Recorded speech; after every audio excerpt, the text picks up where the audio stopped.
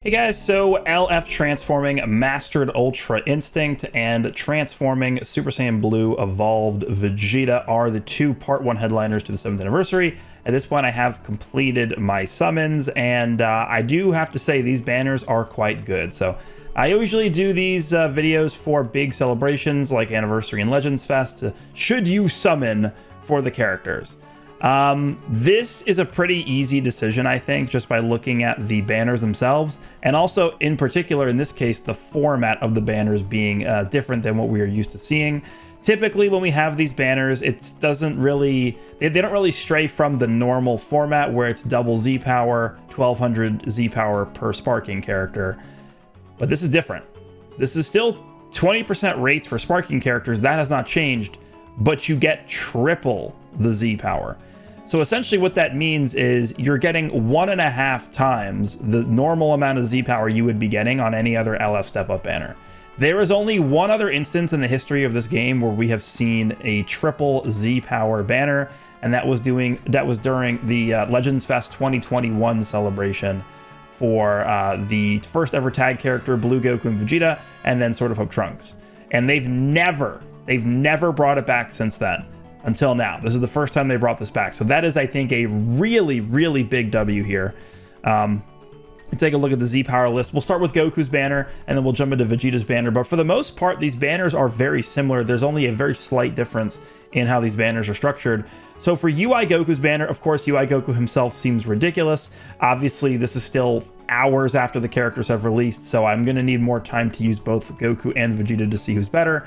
Initial impressions, I'd probably lean more towards Goku being better. Historically, we've seen these auto-dodging characters, countering characters, green card counter characters. Those kinds of mechanics typically tend to age better.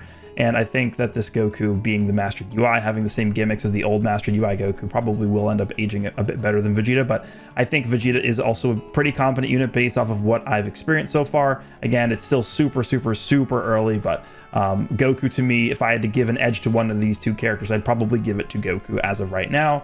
God Goku is a nice addition to this banner. God Goku is still a very good unit. Granted, you will need to farm up his unique equip to make him as good as he needs to be to compete with the best characters, but I think God Goku is still a very competitive option here. Goku and Frieza, of course, is a character that was not very good in recent times, but today they just got their unique equip. I have not tested them with the unique equip yet, so I'm actually making this video before I've used Goku and Frieza with their unique equipment, but I think they should be relatively competent. They actually have a very strong unique equip with a lot of crazy effects on there. And I think they actually probably... I am looking at Goku and Frieza really as the third core unit for the Universe Reps team. I think you just go UI Goku, Vegeta, and then Goku and Frieza. There's two reasons for that. The first reason is it makes it really easy to overlap Zenkai abilities for the team. Goku and Frieza having both purple and blue as their elements means you can use a purple Zenkai buffer to give a Zenkai buff to them and Vegeta, and then a blue Zenkai buffer to give a Zenkai buff to Goku and them. So they're going to be getting essentially double the value from the Zenkai buffs there. Because they're sharing the typings with both the other units. And then also, I think they are really the only defense the team has against Ultra Cell. Ultra Cell, I think, is probably the biggest problem for the Universe Reps team the way it's set up right now. But at least with Goku and Frieza, you can swap in against an Ultra Cell Rising Rush and they would counter it, right? If you don't have Goku and Frieza on your Universe Reps team, there is no way around Ultra Cell Rising Rushing your team, because there's no character that has a second life mechanic that isn't simply just endurance, which Ultra Cell has nullification against at all times, and it is uncancelable. So I think I'm looking at Goku and Frieza right now as that third character, but again, we'll have to do some testing on that, but they should be a relatively competent unit with their unique equip. This is another character that kind of is a question mark as of right now, Revival Zenkai UI Goku. Right now, his data is actually not in the game, and we don't know what his kit is going to look like once he gets a Zenkai, but it's possible he does end up looking very good. Maybe he takes the third spot on the team instead of Goku and Frieza. Again, if this guy ends up being pretty competent, he could be the third character that could eat that Ultra Cell Rising Rush because of the revive mechanic existing. But to be seen, we don't know what he does yet, so I don't want to say really much about him until we see what he does, but he could be good. At the very least, we know he's going to be Zenkai buffing green Universe Reps, so maybe some value there, but I don't it's not really like a super premium combination right now, but we'll see. And then after that, you'll notice that the rates drop off to 0.05% for each of these other LF characters. There are a lot of LF characters on this banner. We go all the way back to the beginning of Legends Fest 2024. We have Transforming Vegeta Blue on here, Goku Black's on here, Gotenks is on here, Tree of Might Goku is on here. We each have a lot of LFs, and it goes all the way back here. We can see up through the we just keep going back and back and back. So the earliest LF character on here is Yellow Bardock, Yellow Bardock and Full Power Jiren. Those characters were, so the beginning of 2022 is what this is. Bardock came out in January 2022. So it's every LF character that released from January 2022 onward is on here. Essentially is, I guess, the best way to summarize this. And then it goes up to Legends Fest 2024 Part 1, and then that's where it goes up to. And then you have, of course, the 7th anniversary unit. So I do think this banner is actually really, really valuable. I think UI Goku seems really good. God Goku is really good. Goku and Frieza is going to be a nice addition to the team. And I would even say that Goku and Frieza, they're not a character that's like locked to Universe Rep. So even if you aren't going to be running Universe Reps, I think they could be a solid option on just like a Sun Family team or a Saiyan team. As a throw in there, you just give them the equip they got today, and I think they can be decent. So they're a decent character at this point. This character Zenkai, we don't know yet, but I think overall the value is here. And then we scroll down to the 1% sparkings on the banner as well. And it is a similar situation where like there's no concentrated rate, but for one character besides Kale and Khalifa, because they're the new character. So they have a 1% rate. I haven't even used Kale and Khalifa as of me recording this. I'm going to actually record their video and Kaba's video after I'm done recording this one, but they seem decent. I'm not really too sold on their defensive abilities just yet, but we'll see. Super Trunks, very good. 18 is like the only 1% sparking that released this year that's kind of questionable in my opinion. 17 is very good. Blue Videl, not good at all, terrible. Tamagami number 3 is really good. I'm actually really surprised they actually put the Daima units on here. Yellow Gloria was like a decent character you could pick up on here. Green Goku is really, really good. The Crusher Core, not so much. Then you start getting into some of these older 1% sparkings that are a year plus old. But I really do think this banner is worth it. So if we compare the Goku banner here to the Vegeta banner, there really is like a very, very slight difference. And the main difference here is just the fact that instead of God Goku on the banner, we have Fusion Zamasu. Fusion Zamasu, this is a character that actually has returned much earlier than I anticipated. I did not think Fusion Zamasu would come back already. Technically, he was next in line to return. They did bring back Future Gohan and Trunks. I think it was on that Legends Revival banner or whatever it was.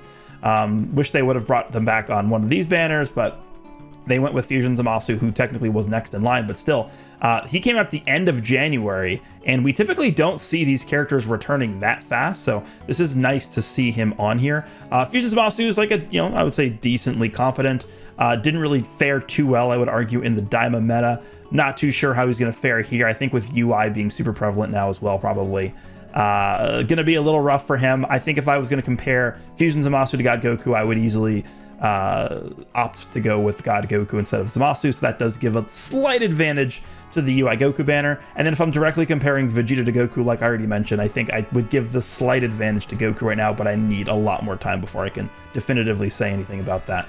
But other than that, you'll see it is the same thing. The other 0.25% rate LF characters, Goku and Frieza here, Revival UI Goku here, and then everything else is the same. And then of course we have the 1% sparking that's different, which Kaba on this banner, as opposed to Kale and Khalifa on the other banner. I am definitely leaning towards Kaba being the better 1% sparking as opposed to Kale and Khalifa, but again, I need to actually use them first before I can say that, and that's the only difference. So the only difference is the 1% sparking, the actual headlining character in Vegeta versus Goku, and then Fusion Zamasu versus God Goku. So there really isn't like a huge difference between these banners.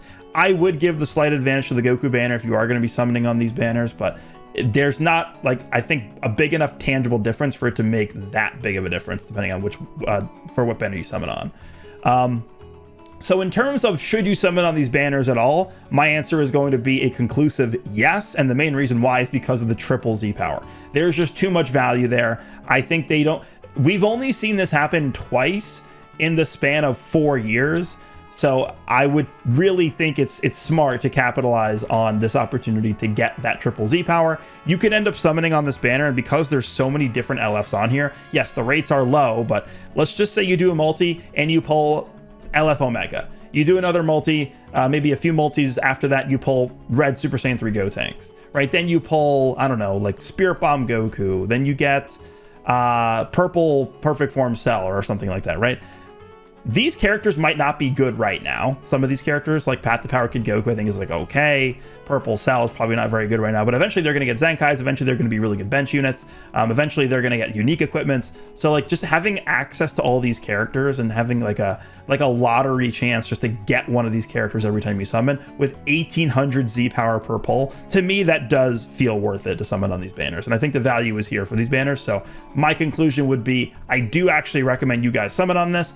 I wouldn't say use everything you have on these banners. You are going to be getting tons of CC throughout the course of this anniversary, but I would say, yeah, do some rotations on here. Maybe don't go all in right away. Do a few summons, do some events, farm some CC, come back, do a few more summons.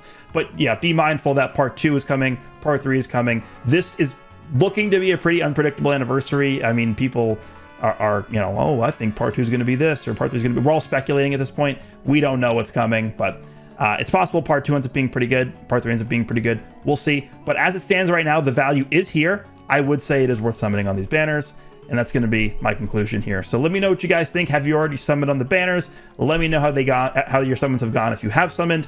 Hope you guys enjoyed this one, and I'll see you in the next one.